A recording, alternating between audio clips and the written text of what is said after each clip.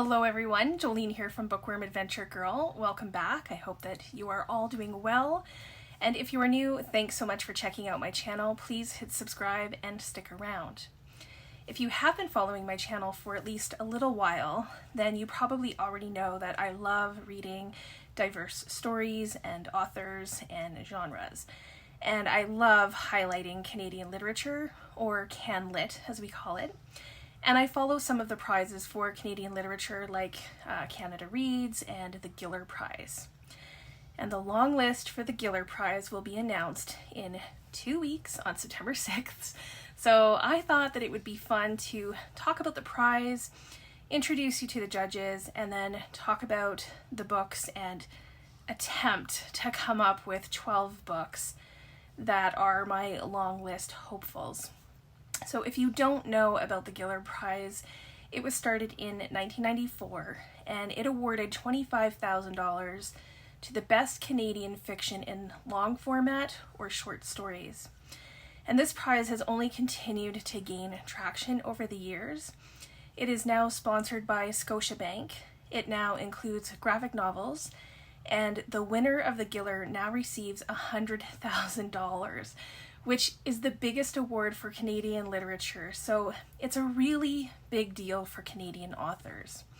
I will leave a link below in the description box so you can check out the history of the Giller and learn more about it if you want to. So first I will tell you about the judges, and then we'll get to the books, and I will leave a timestamp in the description box so that you can kind of skip around and go to the thing that interests you the most. The judges in this case are called the jury panel for the prize, and there are 5 members of the jury.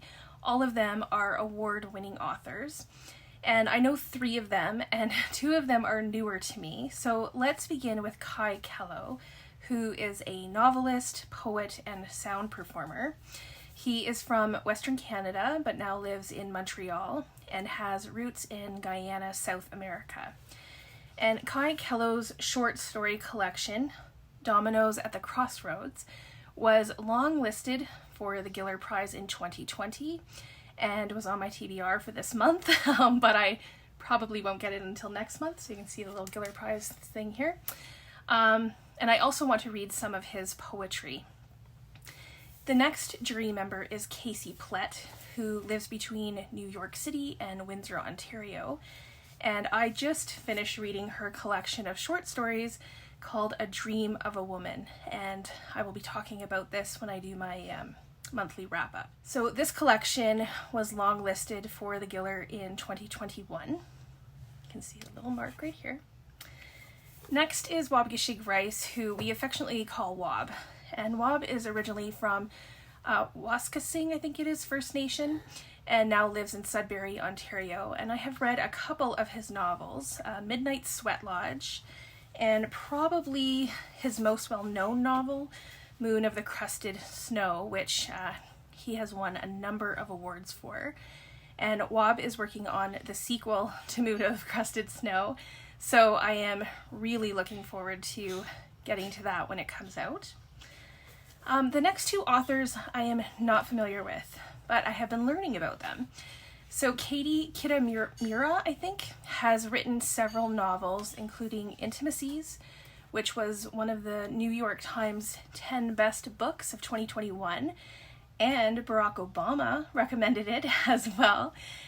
She lives in New York, and the final jury member is Scott Spencer, who is the author of 12 novels, I think it is, including Endless Love and Man in the Woods, and he lives in upstate New York with writer Joanne Beard, who I do know who that is. I have heard of Joanne, and I think I have some of her books. So these 5 jury members have a tough job. All of the submissions for this year's prize had to be received by August 12th, so all of the submissions are now in.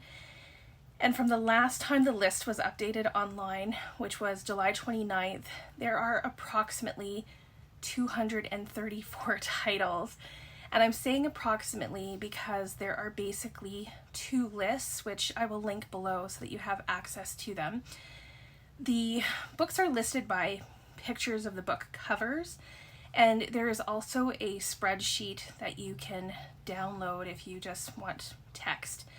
And there are a few books that are on one list and not the other, and vice versa. So I have only included books that were actually on both lists. And I have gone through all 234 books, and not to worry, I'm not going to talk about all of them because it would take days. But I thought that I would highlight 24 of the books, so about 10% of the list. And what I love about this list, well, there's a few things that I love about it, but one is that it is so diverse. It has BIPOC authors, authors that identify as LGBTQIA2S+.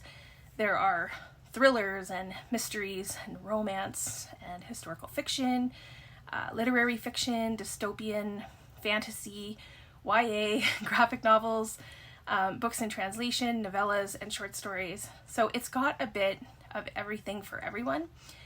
And then the second thing that I love, and this also humbles me as someone who says I love to read CanLit, is that there are so many authors and books that I have never heard of, which I love that. And out of the 234 books, I have read one of them. One. Now I own about 10 to 15 and have about 20 or more on my TBR, and I have read other books by some of these authors, but like actually read from this particular list, just one. And spoiler alert, it's not one of my hopefuls. So following this prize really shows me the talent that exists in Canada and how I have a lot of catching up to do. So for the books themselves, I'm going to talk about graphic novels, short stories, debuts, previously nominated authors, and then other hopefuls. So again, feel free to skip around to, what most interests you. So I think it's great that the Giller includes graphic novels. So we'll start there. Graphic novels are not usually my thing. They don't usually appeal to me, but I do appreciate kind of knowing what is out there. And this year there is probably, I would say, a couple handfuls of graphic novels that have been submitted. And there are two that I'd like to bring to your attention. And the first is a debut graphic novel called Shelterbelts, and this is by Jonathan Dyck. And this graphic novel is from Conundrum Press, which is based in Nova Scotia. And 2 years ago, the graphic novel that made it to the Longlist was called Clyde Fans, and it was created by Seth. And this is Seth's blurb for Shelterbelts. I rarely encounter a debut graphic novel that is ambitious, as clearly told, and as deeply felt. So I thought that was high praise. And the setting for this story is a non-denominational mega church in a rural Mennonite community. And it explores the perspectives and experiences of a wide range of characters who find themselves asking some really important questions about LGBTQ inclusion, Indigenous land rights, and pacifism. So this one just sounds to me like it deals with really important topics and will be important.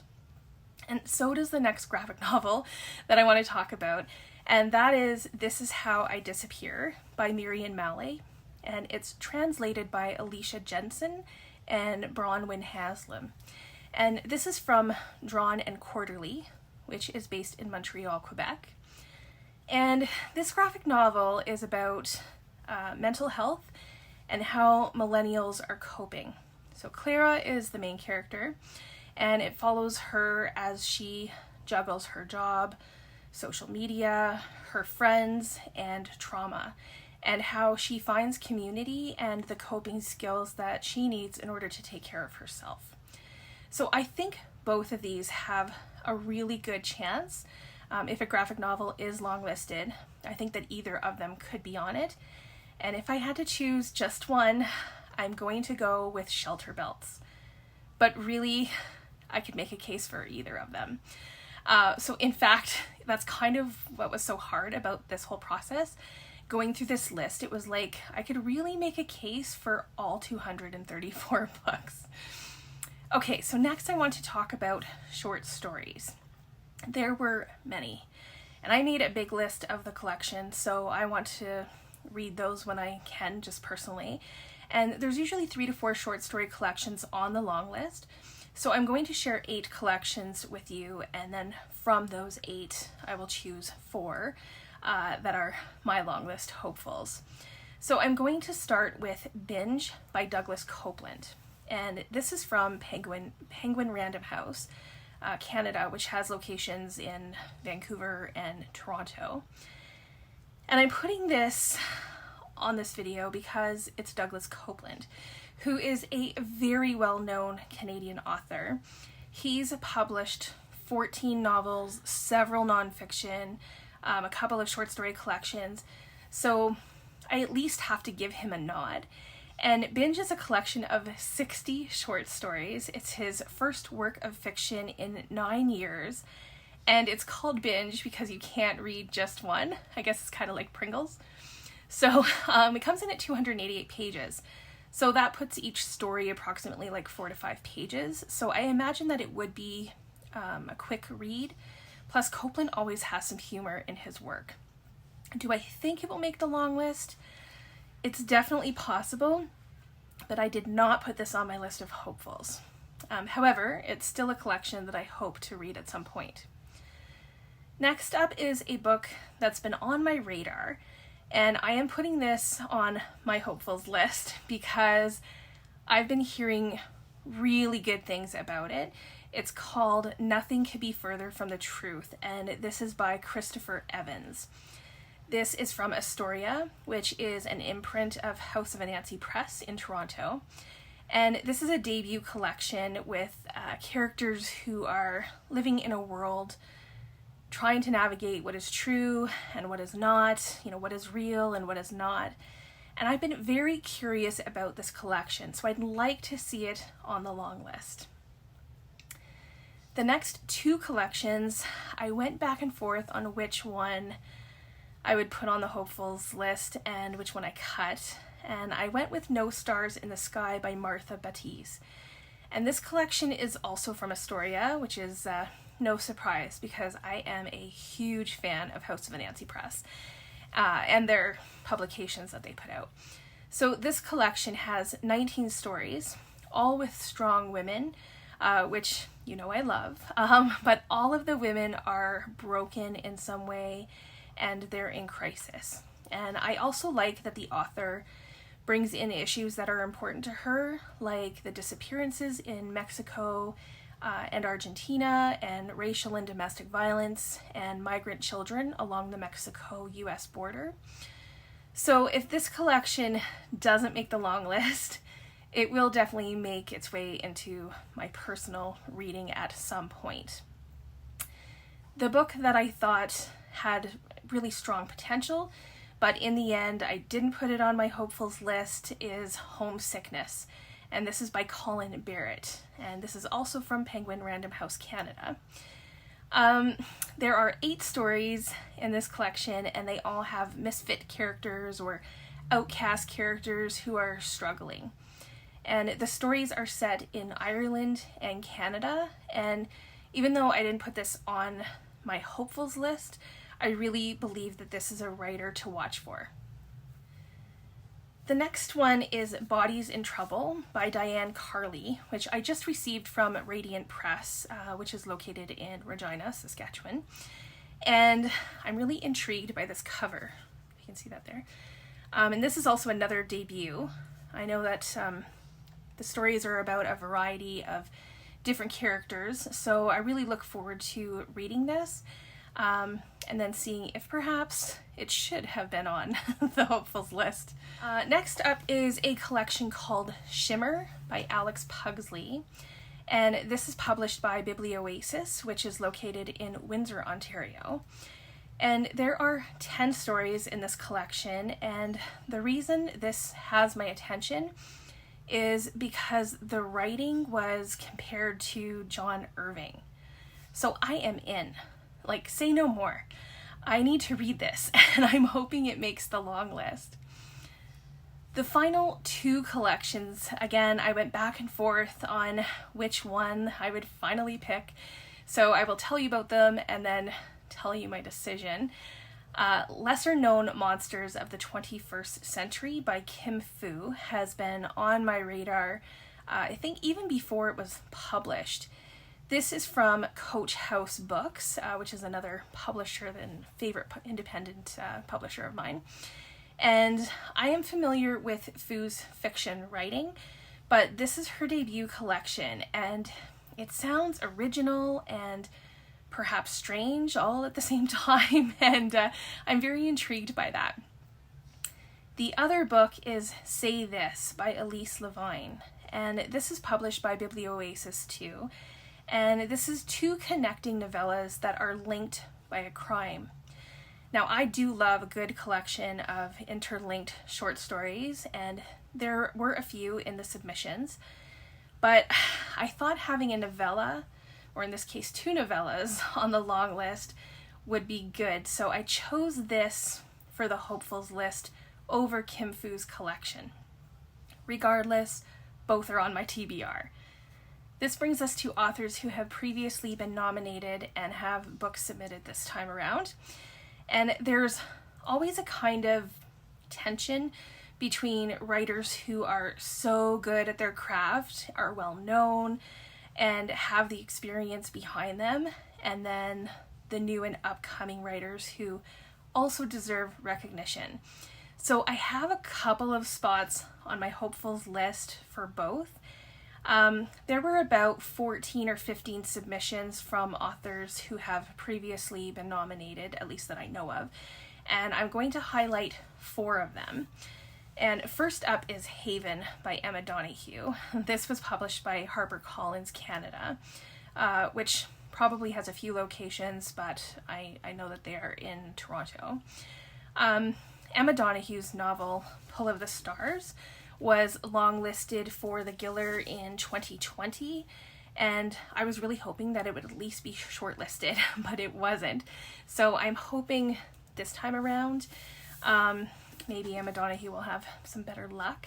And her novel, The Wonder, was shortlisted in 2016, and I just absolutely love her writing. So Haven goes way back to the year 600, when a priest and 2 monks go in search of an island that the priest dreamed about. And this is a story about faith and isolation and survival.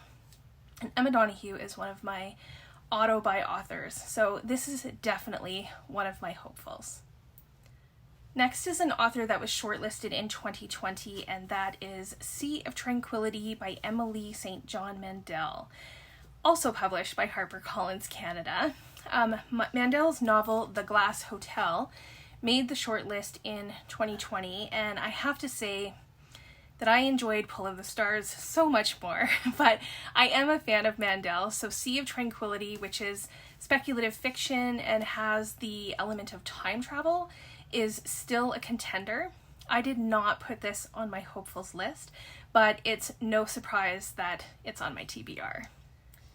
Another very strong contender is When We Lost Our Heads by Heather O'Neill, again published by HarperCollins Canada. O'Neill has won several awards, including winning Canada Reads in 2007 with Lullabies for Little Criminals. She has been shortlisted for the Giller Prize 2 years in a row, in 2014 with The Girl Who Was Saturday Night, and then in 2015 with Daydreams of Angels. And the submission this year, When We Lost Our Heads, is all about the friendship between Marie Antoinette and Sadie Arnett, who meet in the 1870s. And I would not be disappointed if this makes the long list at all, but the book that I ended up adding to my hopefuls was a surprise to me, Mansions of the Moon by Shyam Selvadurai, I think is how you say it. This is published by Knopf Canada, which is an imprint of Penguin Random House Canada. Shyam Selvadurais' debut novel Funny Boy was shortlisted in 1994, the first year of the Giller Prize, and it was also made into a feature film. And I'm thinking that we might see Salvagere in the spotlight again, and Mansions of the Moon is about Siddhartha Gautama, I think is how you say it, who will become the Buddha. And he is an upper caste man and a newlywed, but when his spiritual calling takes over, it changes the couple's lives. So this is the novel that I added to my hopefuls list, so we will see if I'm right. So those were the previously nominated authors, and now we will take a look at some of the debuts. And here's the thing, everyone. The debut submissions looked really great. I did a video about 30 Canadians to watch for and followed that from CBC's list, and some of them are on this list, so I will leave a link below if you are interested. But I do think that the debuts are strong in the submissions, so I left 3 spots on the hopefuls list specifically for debut authors. Some of the debuts were compared to like Jennifer McMahon, Chris Bojalian, The Night Circus, Water for Elephants, and there's a book about honey and bees, and of course we know bees are all the rage, so I am going to tell you about 6 debuts, starting with A Minor Chorus by Billy Ray Belcourt. This is published by Hamish Hamilton, Canada, which is an imprint of Penguin Random House Canada. Billy Ray Belcourt is an author that I've talked about many times on my channel, and he's written poetry and a memoir, but this is his first fiction, and it's one of my most anticipated books of this year. A Minor Chorus is about an unnamed narrator who goes in search of finding answers to life's big questions about love and family and happiness. And Belcourt's writing is incredible. Like, even the blurb for this book is poetic, and I'm interested in seeing his use of language in this novel, so needless to say, this is on my hopefuls list. The next book that I want to share is called Egg Island by Sarah Flemington, and this is published by Rare Machines, which is an imprint of Dundurn Press based out of Toronto. And I'm including this because it sounds strange and yet funny. It's a darkly humorous story of 2 teenagers. The main character is Julia, who is in search of Egg Island, which is supposed to be this place that you can find a new home. So I did not put this on my hopefuls, but I am intrigued by it, and I wonder if it might just make the long list. So the next debut I feel needs to be mentioned, and that is Hey, Good Luck Out There by Georgia Taves. And this is published by Penguin Random House Canada. They're popular. Why do I feel I need to mention this? Well, Georgia Taves is the daughter of Mirion Taves, who is a very well-known Canadian author who has won many literary awards, including being a 3-time finalist for the Giller Prize. So that's a huge shadow to kind of live in. However, if her writing is deserving, then Georgia definitely should have a place on the long list. Hey, Good Luck Out There is about a 22-year-old who spends 30 days in a rehab facility, and when she gets out has to deal with the fact that she has no place to live and doesn't have the resources needed to stay sober. So I did not add this to my hopefuls list, but it's going on the TBR. And next is a book called, I don't know if it's Wan or Wan, by Dawn Promislow, and this is published by Freehand Books here in Calgary, Alberta. And this is a story that takes place in the 1970s in South Africa. And the main character, Jacqueline, has an anti-apartheid activist hiding in her garden. So what compelled me to put this book on this list? It's the way the writing was described in other people's blurbs about it. So spare prose, gorgeous writing, a distinctive and mesmerizing voice. I like the topic of this book and I'm really curious about it. And I went back and forth whether this would go on the hopefuls list, but in the end I didn't put it on, but I do hope to read it. So that means the next 2 books did make my hopefuls list. We Measure the Earth with Our Bodies by Tsering Yangzom Lama, and this is published by McClelland and Stewart in Toronto. This book had my attention has had my attention for a while.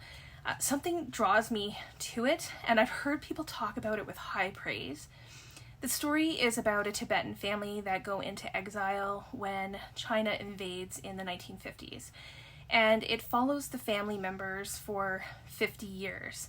And it has themes of displacement and colonization. And I'm just really hoping that this one makes it to the long list. The next book is The Broken Places by Frances Peck. And this is published by New West Press in Edmonton, Alberta. And this is another book that I've been hearing really good things, so I'm hoping. The story is about an earthquake that hits Vancouver and how the 2 main characters, Kyle and Charlotte, along with strangers and their families, deal with the aftermath. So when I was going through this whole process, I thought that was it for the debut authors, and I do have room for only 2 more books.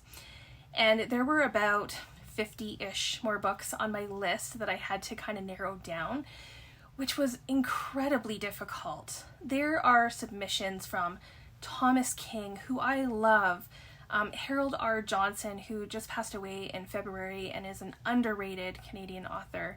So this would be a nice nod to him.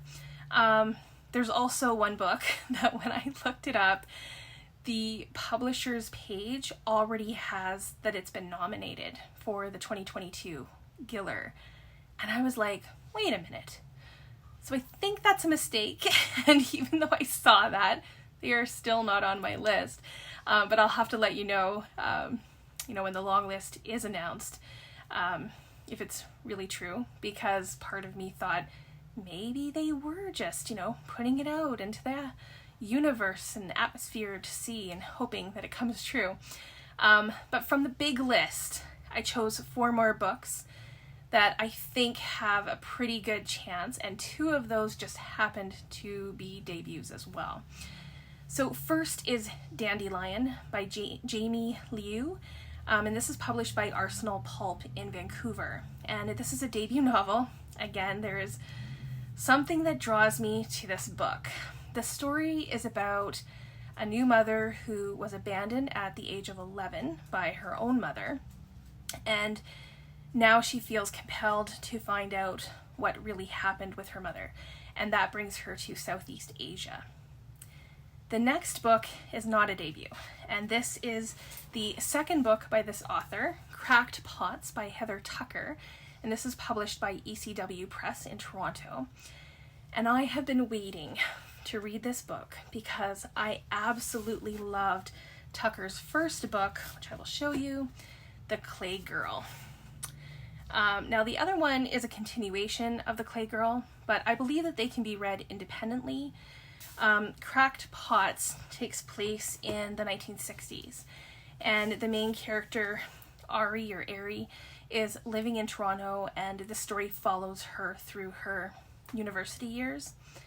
I loved Ari in the first novel, and I cannot wait to visit her again. The writing alone in The Clay Girl is like nothing I have ever read before or since. So if Cracked Pots continues that writing style, which I'm sure that it will, I can't wait to get to it, and I think it is long overdue that Heather Tucker gets some recognition for her incredible writing, and I'm hoping makes it on the long list. So I would love to see that, so I have added Cracked Pots to the hopefuls list. And Dandelion, of course, will be on my TBR. So that leaves 2 more books to talk about. First is Theory of the Crows by David A. Robertson. This is published by HarperCollins Canada. David A. Robertson has been on my radar for years. This is a multi-layered story about a father and daughter who have drifted apart but have the opportunity to bridge that gap when they go in search of their family's trapline. And this book is about healing and relationships with ourselves and learning from the land. And I would be very pleased if this book was longlisted. And then last but certainly not least is Avenue of Champions by Connor Kerr. This is published by Nightwood Editions in Gibsons, British Columbia. Now, if you are Canadian, and if you probably around my age, then you may know that Gibsons is the setting for the show Beachcombers. Okay, so Avenue of Champions is a debut novel, and I've been hearing more and more about this book, so I'm like, I really need to pay attention. This story is set in Edmonton, and it is about the main character, Daniel, who is Métis, and he's trying to understand the world of intergenerational trauma and systemic racism. And I definitely think that this book has potential to be longlisted, and it is definitely a book that I want to read. So this was probably my toughest decision. So between Theory of the Crows and Avenue of Champions, but I think I'm going to choose Theory of the Crows for the long list. So just to recap, the 12 books that made it to my Giller Prize long list hopefuls are Shelterbelts by Jonathan Dyck, Nothing Could Be Further from the Truth by Christopher Evans, No Stars in the Sky by Martha Batisse, Shimmer by Alex Pugsley, Say This by Elise Levine, Haven by Emma Donoghue, Mansions of the Moon by Shyam Salvadure, A Minor Chorus by Billy Rake Belcourt, We Measure the Earth with Our Bodies by Tsering Yangzam Lama, The Broken Places by Frances Peck, Cracked Pots by Heather Tucker, Theory of the Crows by David A. Robertson. So I will definitely be following along when the Giller Prize longlist is announced on September the 6th. Hopefully, I will be able to read at least a few of the books on the long list, and I hope to make a shortlist prediction. We'll see how that goes. The shortlist will be announced on September 27th, and then once I have read all of the shortlisted books, I will do my best to predict a winner. And the winner will be announced on November the 7th. So I will leave a link to the announcement dates in the description box below, along with all of the other links to the Giller Prize, especially the very, very, very long list of submissions. Please let me know if you have any hopefuls for the Giller Prize, if you're following along, have you read any of these books, either from the submissions or from my list, or are you interested in reading any of them? As always, I look forward to chatting with you in the comments. Thanks again for watching. I hope you enjoy the rest of your day, and don't forget to make every day an adventure.